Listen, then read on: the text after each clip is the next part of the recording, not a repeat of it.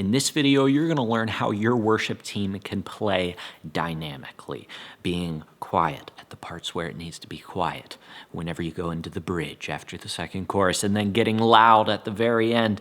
You're going to teach your team how to do that. You're not just going to know how to play it dynamically, but you're going to be able to teach your team how to play dynamically. Coming up.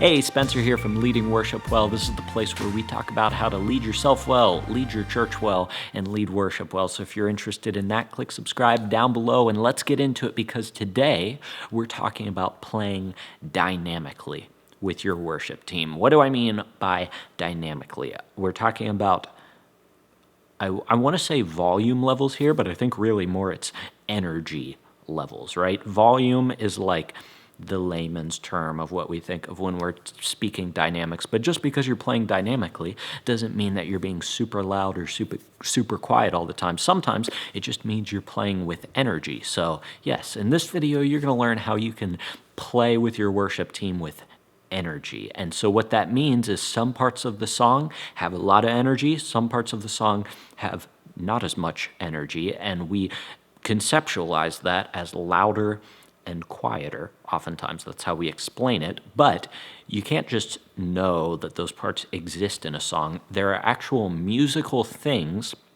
that you can do to support that energy or to support that lack of energy. And that's what we're going to be talking about in this video today, because I've heard way too many worship teams that just, the song starts, everybody's in, the drummer's just smashing away, all of the 18 vocalists are singing, and every electric guitarist in the band is rocking out. We want to move away from that, where people have to play all the time, and we want to move into a more musical way of playing. But like I said in the beginning of this video, it's not something that you just know about you personally. You have to be able to teach your team that. So that's why in this video we're going to be talking about how to teach your team what that looks like. We'll get into that in just a second. Before we do though, I want to hear from you right now at the beginning of this video. What's your best tip for worship teams who want to play dynamically? What are some things that they can do? Is there any general advice you'd give to a worship leader who wants their team to be able to play more dynamically? Let us know in the comments below, and I'll talk to you in a second.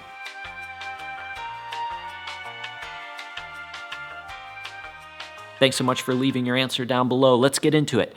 Here are 3 easy ways to improve your worship team's dynamics. The first way that you can improve your worship team's dynamics is to actually teach them what the dynamics of a song look like. All right, this information I'm about to share with you, I'm going to share with you how you teach your team this concept, or what to teach them. But this isn't just for you to understand. This is something, if you are serious about your worship team playing more dynamically, this is what you should teach at your next worship rehearsal. Literally take 10, maybe 15 minutes and teach this concept to your team, and it will change, like in that worship rehearsal, how they play. So here's what I want you to teach them.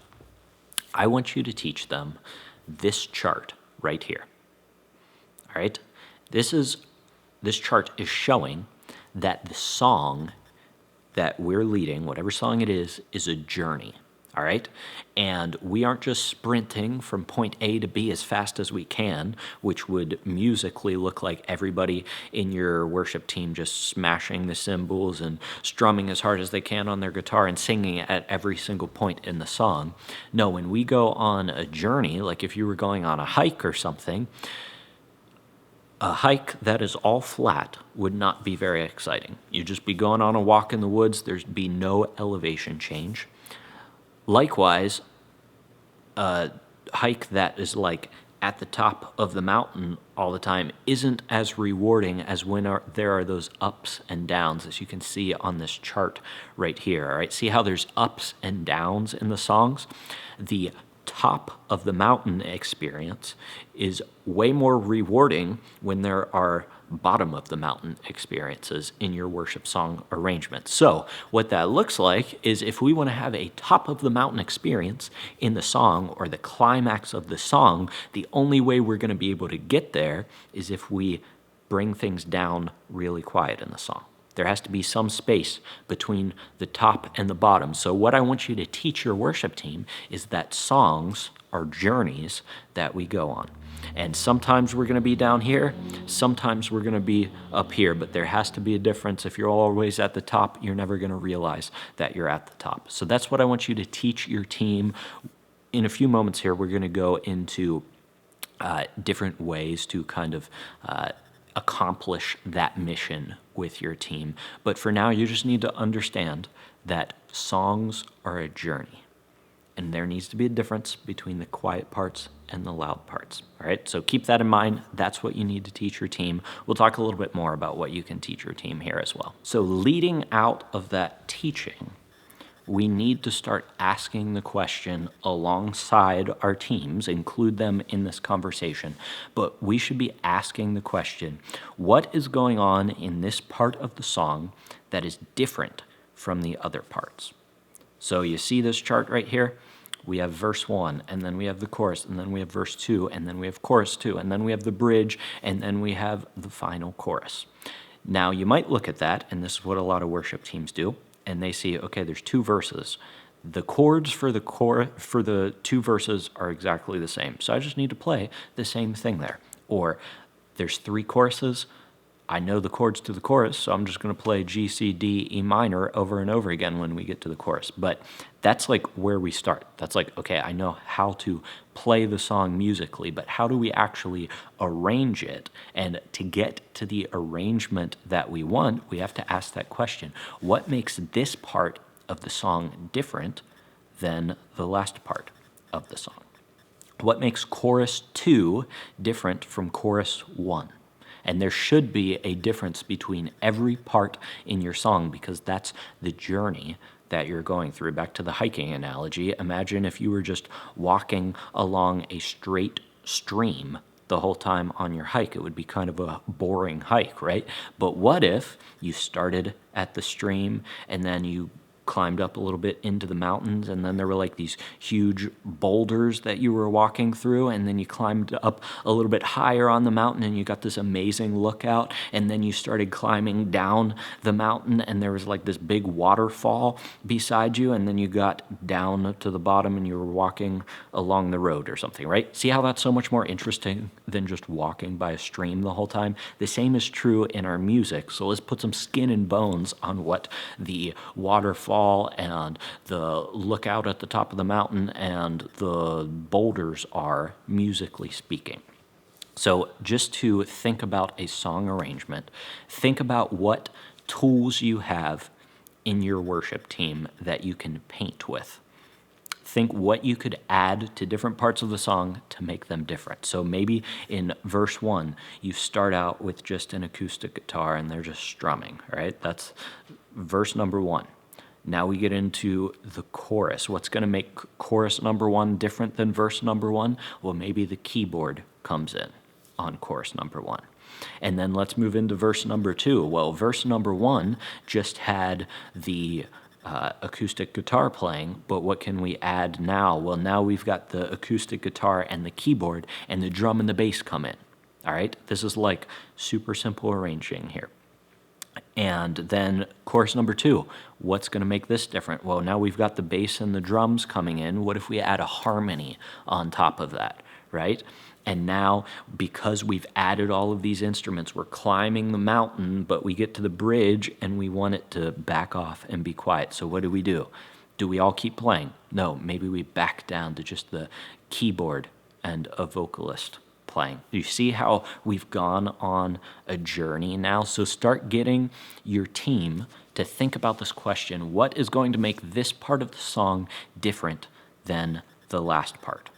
And that's all it takes to be a good arranger. You just have to be able to answer that question. Now, your team's not going to be able to figure that out right on the spot, which is why if you are the worship team leader, maybe you need to lay out the arrangement for them. You should probably be doing that anyways. So this is more for you to plan in advance, but we still want to bring them in on the process so that we understand what they're doing. And in this conversation, you can also teach them, here's like a bonus tip that isn't one of the 3 that I was talking about at the beginning of this video, But something that you really need to tell your team if this concept is foreign to them is that it's okay to stand on stage and not play anything or not sing anything, at least into the microphone. We could probably be singing all the time if we're leading worship, but not into the microphone, right? Because I think sometimes people just think, especially if they're new to a band environment, they think, okay, I'm up here, I'm a vocalist, so my job is to sing, so I'm going to sing all the time. But their responsibility isn't just to sing all the time. Their responsibility is to sing when they're needed, whenever it's their part. So as you're explaining this, the best way to explain it is to tell people, listen, I know this might be foreign to you, but I just want to let you know that when we start implementing these dynamics into our music playing, that might mean that you're not going to play for an entire verse, or you might not even play for half of the song. That's not a bad thing. That's just how we arrange songs. So work that into the conversation as well. And let's move on to the final point, point number 3 of how you can improve your worship songs arrangements and make them more dynamic. All right, number 3 is my cheat code. Are you ready for the cheat code for having your team play more dynamically? Doesn't take much work. It's simply this: copy the original arrangement. Take the original arrangement of the recording of the song and just do it with your team. You might have to shift a couple things if you don't have all of the instruments that the original arrangement has, but use that original arrangement as a guideline, because I don't know if you know this, but I became aware of this, acutely aware of this, when I started trying to record my own music. Don't worry, this isn't a plug for follow me on Spotify or anything, but in the past I've tried to record my own music before, and I realized that my recordings weren't very good, because I just thought that these recordings that I listened to were like a bunch of musicians get in a room and they just play the song, right? But no, there's actually a producer behind each of these recordings. You've probably heard that term before, producer. And what the producer's job is they get paid what I assume is a decent size of money to arrange the song. And what that means is they are picking where certain parts come in. They're picking what parts people are playing. And so they've already done the hard work of arranging the song for us so that it sounds dynamic and that it is dynamic. And so all we have to do, as a starting point at least, is copy their arrangement. So what this could look like to teach your worship team is during your worship rehearsal, you sit down, and maybe it's a song that you guys have been playing for a while, but you've never actually officially arranged it. Listen to the original recording and ask your worship team to think about a few questions whenever they're listening to the recording. Say, we're going to listen to this recording. I know we've done this song a million times, but I want to work on a new arrangement for it. So we're going to listen to the original recording. I want you to listen to where your instrument comes in, where it cuts out, and how it interacts with the other instruments in this arrangement. And this will get your team to start thinking more dynamically, because they're going to listen to that recording and they're going to realize, hey, I play bass, but the bass doesn't even come in until the second verse of this song. Why am I playing in the first verse? And then it almost gives them permission to sit out and not play in the first verse. So try that exercise at your next worship team rehearsal. Just throw on an original recording of whatever song your team knows fairly well and ask those questions. Where does my instrument come in? Where does it cut out? And how does it interact with the other instruments in the recording? So there it was. If you want to play dynamically with your worship team, that's what you can do. First of all, we have to teach our team that these songs are a journey. We aren't just hitting them full speed and sprinting as fast as we can, smashing the cymbals and pounding the bass drum as hard as we can. There's a flow to it where we want to have some dips into the valley and some climbs up to the mountain peak. That's not just something for you to know. That's something for your worship team to know.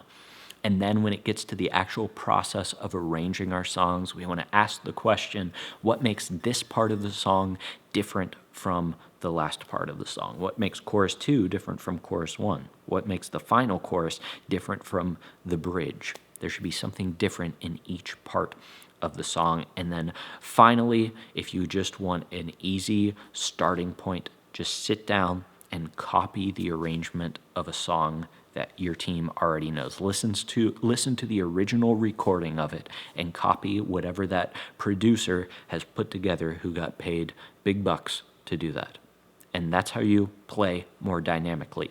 Now, like I said before, one of the best times to practice this is obviously your worship team rehearsals, and I want you to be equipped to lead your worship team rehearsals well. That's why I put together the worship rehearsal blueprint, which you can find down in the description below. In it, I show you a 5-part blueprint to have the perfect worship rehearsal that leads your team well, yes, musically, so that they can play dynamically, but more importantly, spiritually, so that they're growing in their faith, and relationally, so they're growing with each other. So make sure to check out the worship rehearsal blueprint down in the description below. Other than that, thanks so much for joining me. Until I see you in the next video, keep leading worship well.